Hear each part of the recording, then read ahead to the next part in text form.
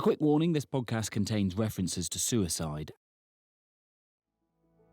From The Times and The Sunday Times, this is The Story. I'm Luke Jones.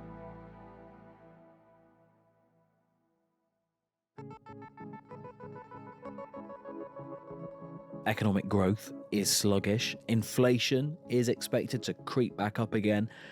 But another concerning aspect of our British economy is the number of economically inactive people.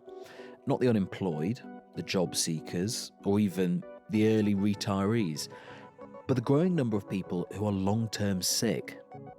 1 in every 15 people who are of working age is now off because of long-term illness, and that's 69% higher than in Germany. It's more than twice Italy's level. This is a record high in the UK, and making up quite a surprising percentage of that group is young people. I mean, it's not that we're weak. It's not that we want everything served on a gold plate. It's not that we're not trying. And of course, every generation has their challenges, but we have challenges that other generations haven't experienced.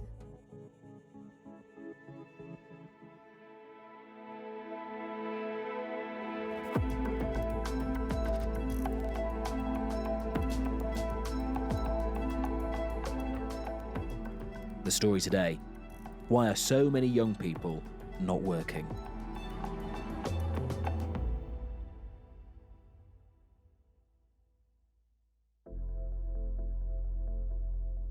I am Lara Spirit, and I am a political correspondent and columnist at The Times. This issue is particularly concerning amongst Generation Z, Gen Z, as the cool kids call them, those born between 1997 and 2012.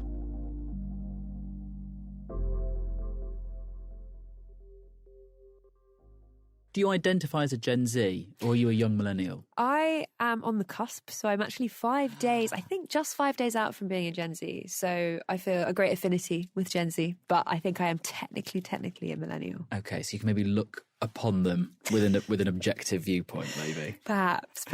Tell us about this project, because you've actually been looking into it in a proper way into Gen Z. What's the purpose of it? Yeah, so The Times, many years ago, in 2004, did a huge project where it looked at the views of millennials and did a whole load of polling where they were asked a great range of questions, things ranging from mental health to their wider views about Britain. And what we did this time was to basically repeat that study and to say, what is Gen Z thinking about all of these questions now, and how have those things changed over time? So we worked with the pollster YouGov, who polled more than 1,000 young people on questions that we wanted to know the answer to. So whether young people felt proud to be British, whether they would fight for their country, whether they thought Britain was a racist country, also their attitudes to drugs, to sex, to alcohol, to porn, to marriage. These were all things that we really wanted to know about, as well as their attitudes towards mental health, towards social media. So a really wide-ranging survey. And then on top of that, we did 2 focus groups, which I went to. One of them was in Birmingham in person, and one of them was online in Wakefield. And there are about a dozen young people in each of those focus groups. And we asked very similar questions, and we allowed these young people to kind of personalise, really, the results that we were seeing in this YouGov survey. And I think I can see why this would be interesting, but from your mind, why is this worth doing? Not only in the past with the millennials, but now repeating it with the Gen Zers. It's just actually fascinating to see the social issues of this generation, because there's many assumptions about what this generation thinks, and it's not the case, looking at all of the evidence that we collected, that it's a totally intuitive or stereotypical view that you could take after you've looked at these results. And what about, broader sort of social things? I mean, the classic stereotype about Gen Z is that they don't drink a lot and they're not having sex with anyone. Is that the case? Yes. So this, again, was one of the most interesting findings, was that actually, while they are liberal on some of these questions around, for example, the legalization of cannabis or certain drugs, they are actually, practically speaking, quite an abstemious generation. There was certainly a lot of people in the focus groups who said they couldn't remember when they last had a drink, that they didn't do drugs.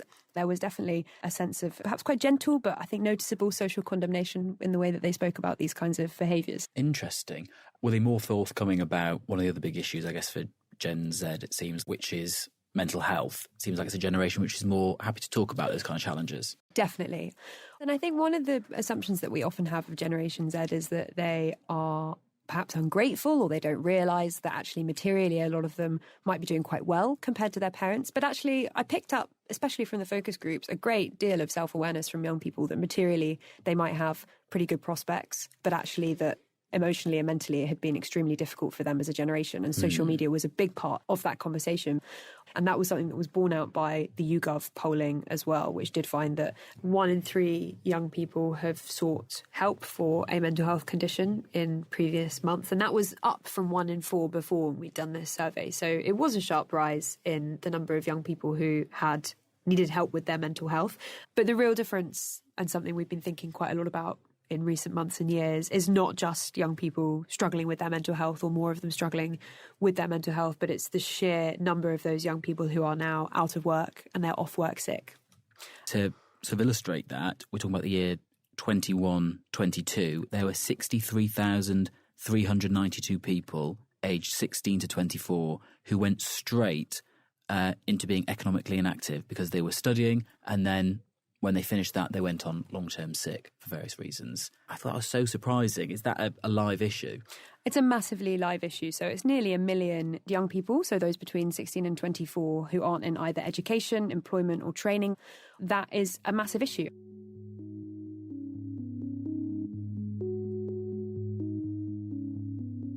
So let's hear from someone who is actually in Generation Z, Gen Z, and who's lived through all of this.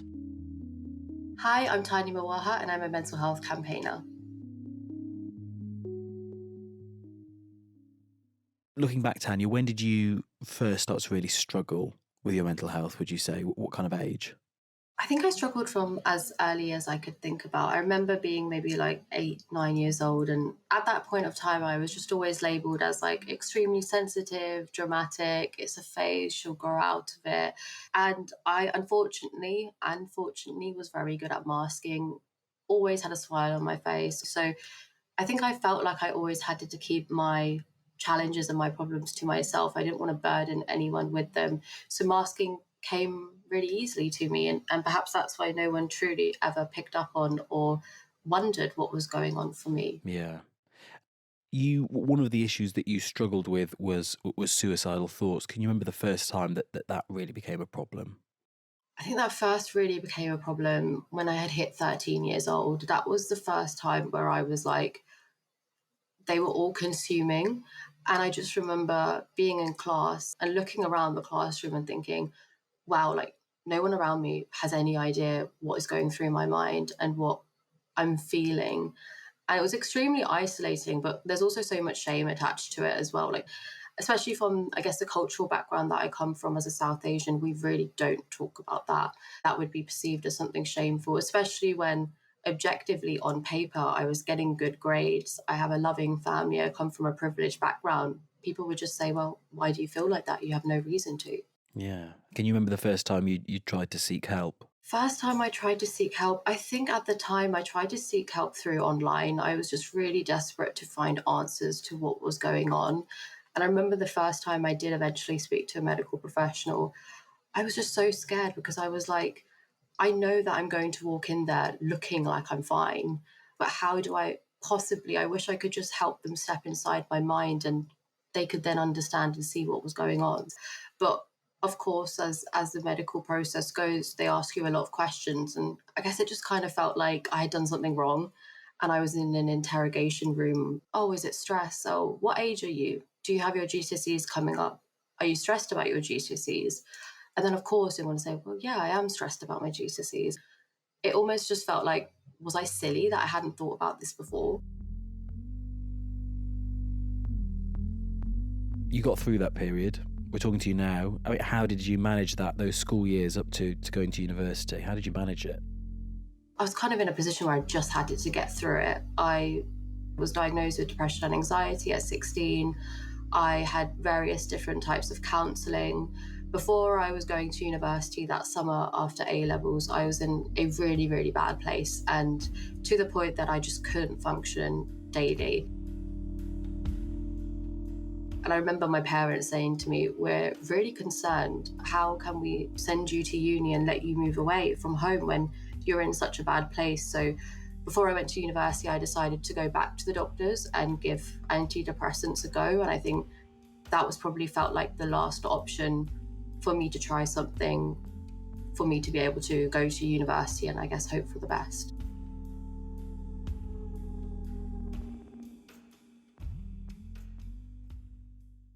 Unfortunately, the university was around the time of COVID, is that right? Was it your first year or second year that the pandemic hit? It was in my first year. Did you go home or did you have to stay in your halls? I went home. It just felt like a fever dream because it was like the last few months I had moved to London. I was studying international relations and Mandarin. And then before we knew it, everyone was suddenly moving home on a random day in March. And it was really scary. I think no one in the world knew what was going on, how long this was going to last. And that I was back in the four walls of my childhood bedroom trying to learn Mandarin from beginner's level through a computer screen. It was extremely tough. How bad did it get, if you don't mind me asking? Yeah, I mean, I had multiple suicide attempts. It was a really, really dark period of my life, and I just didn't see any other way out. What got you through it? I mean, it wasn't really my choice to get through it. It had gotten to a point where I had a suicide attempt and I didn't tell anyone at home. And I think a week later, I decided to tell my parents, and of course they were really concerned. They were like, "We need to get you support immediately," and I was urgently referred to my local mental health services. And in that conversation, they just told me that, "Well, you seem like you're okay now. There's nothing really we can do. If you feel like that again, ring 111 or speak to your GP." 111? Yeah. Gosh. So it was a mixture of frustration, anger, distress, but also that if some things need to change. So what is it that I can do to use something that plagued my entire childhood, teenage years into something positive and try and make that my purpose? So what did you do? So what did I do? So I thought, what can I do? Obviously, as an avid social media user, especially when you're at home during COVID, I was like, everything I'm scrolling past is just pretty negative, pretty distressing. So how about adding in some content around well-being or positive well-being and really talking about this so that people feel seen and heard? So I just went with it. I just started to create posts and posting them. And then other young people reached out. My friends reached out saying, "Oh, hey, like, I didn't think we would ever speak about this, but this is something that I relate to or I've experienced," or other young people saying, "I want to share my experiences." It felt empowering, but it was also extremely upsetting as well that so many of us are dealing with this and have dealt with this, but we don't have the safe spaces to necessarily support each other and talk about it.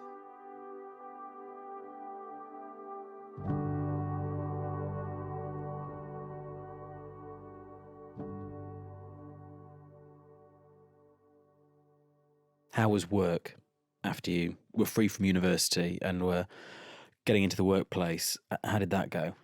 Towards the end of my university, obviously that panic hits of like, I need a job. And as any graduate does, you just mass apply to lots of different jobs and hope for the best. So that's what I did. And I got into a consultancy role, so kind of strategy and HR consultancy.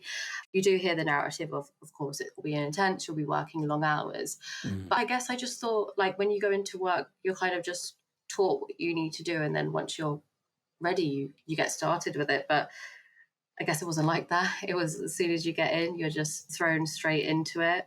And I think I went from being in a place where I finally felt somewhat confident in myself and happy with where I was at to feeling extremely dumb and worthless in an environment that just felt absolutely nonstop. So what happened? So I, as anyone does, push through. You just hope that, okay, this is a learning curve. Once the learning curve is kind of calms down, then things will get easier. And of course, they don't necessarily get easier.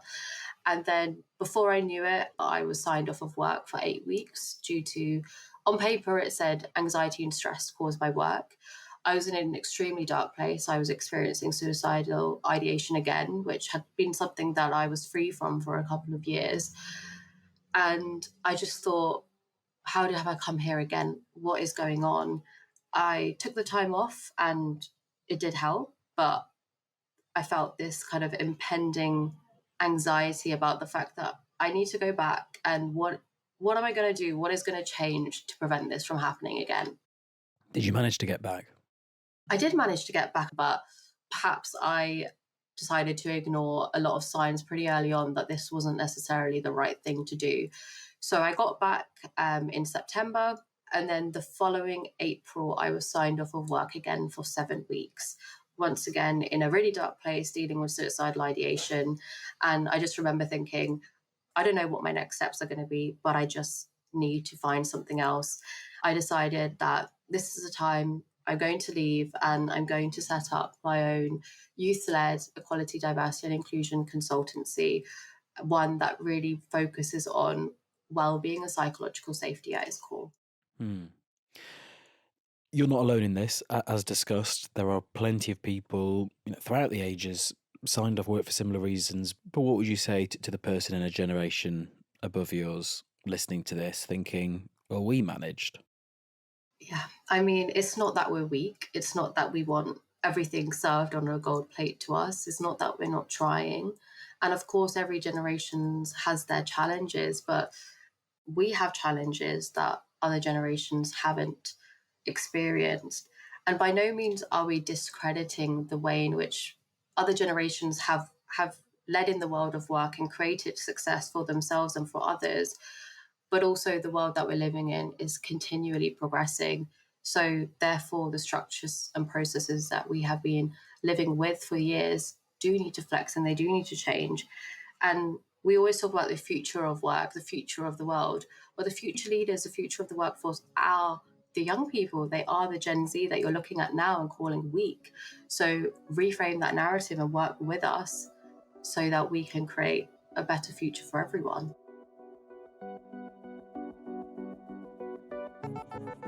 So what to do? As Tanya says, Gen Z are the future of the workplace, so we can't ignore how many of them are struggling. But in the meantime, the problem facing the economy is daunting. From an economist point of view, if you're losing a banker in their late 50s to retirement who could have maybe been persuaded to stay away for longer, that's a loss, and you would have hoped that they could have worked a little bit longer. But if you're losing a young person who is leaving school and they're going straight into economic inactivity, I mean, I think it's something like 25% of those who are off with long-term sickness say they would like a job at this time. So the vast majority don't. You're possibly losing them for their entire lives. I mean, it's an extraordinary pain for them. It's an extraordinary pain for society, but it's also fundamentally an extraordinary pain for Rachel Reeves, the Chancellor, who is going to be unable, frankly, to sustain a benefits bill of this magnitude. And for young people, it's a particular concern. Because how big is this in the government spending pie? I mean, is this like, tinkering at the edges, or is this actually, a big bit of outlay that they could be trimming down? No, so the disability and incapacity benefits bill is already bigger than the entire defence budget. Oh. So it's big.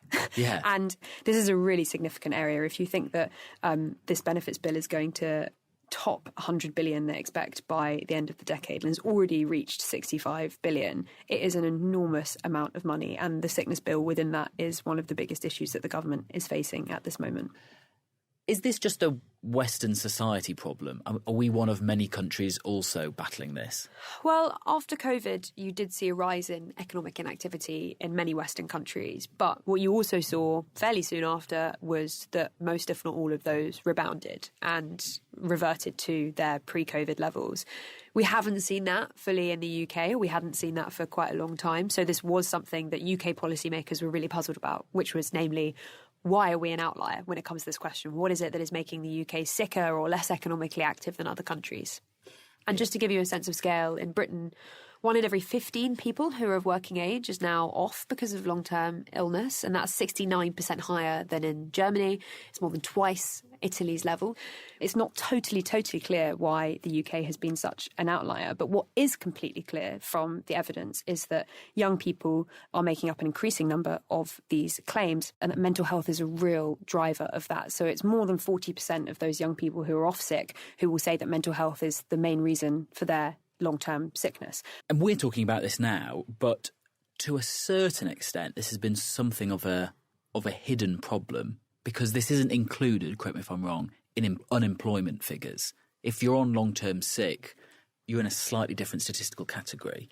Exactly. And it's one of the reasons why it makes looking at this issue very, very difficult. And this is something that the Lords Economics Affairs Committee spoke about recently. They say you need to basically give people who are on sickness benefits the same support that you would give them if they were on unemployment or out of work benefits, for example, where you do need to have regular meetings with people. You should have the same resources. You should feel some of the same pressure, actually, really, to be in work if you're capable of being in work. So at the moment, it's the case that if you're on unemployment benefits, as you say, there are regular check-ins, you have to be seeking a job.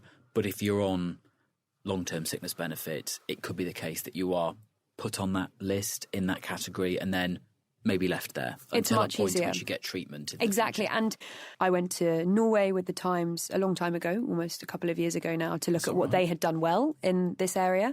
And a lot of it did come down to much, much deeper issues around occupational health, so being offered much better healthcare, your employer taking a much bigger interest in you remaining in work and being capable of remaining in work. And there was a general understanding there from economists and policymakers that once somebody leaves the workplace, it's much harder to get them back. And a huge amount of energy needs to be expended before that point on making sure they don't leave in the first place. Which is why that 60,000 or so number from 21-22 of people going straight from education into long-term sick is extraordinary. Is quite worrying, because it's not like they'd ever be returning to work. They just weren't in the marketplace in the first place. Exactly. And that's something that they take very seriously in Norway. But there's also a sense there that the wider package of sickness benefits needs to come with some monitoring. So this is actually something they've struggled with since I've been there more recently. But there is definitely a sense that if people are on sickness benefits, you do need to keep in touch with them. And you can't just give up on the idea that they are going to have left the workforce forever.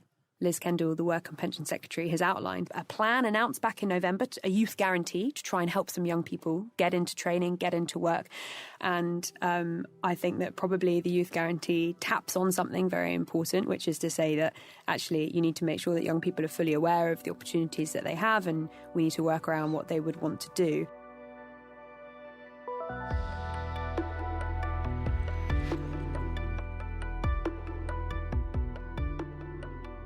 Government, particularly, will be puzzling over this question. Is there anything that you would recommend or call for? Demand even, Tanya? I think we need to demand for better mental health services for everyone, especially young people. It's unacceptable how long young people have to wait at the moment to get the support that they need. But I think also narratives need to change. Calling us Generation Sick Note because of the number of young people who have been on long-term sick leave is not acceptable. It's not okay. You cannot be shaming us for the situations that we're in that weren't our fault to begin with. So leaders, government, this needs to be youth-led. It needs to be lived experience informed. And first and foremost, the blaming culture needs to stop.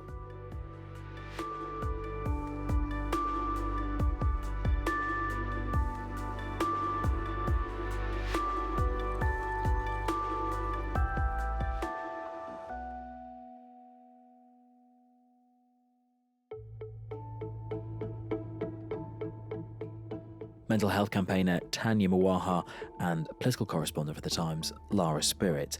You can follow all of Lara and the rest of the team's reporting on this enormous Times Gen Z Generation Z study at thetimes.com if you've got a subscription. Our producer today was Emily Webb. The executive producer was Taryn Siegel, and sound design and theme composition was by Maula Seto. I'm Luke Jones. See you soon.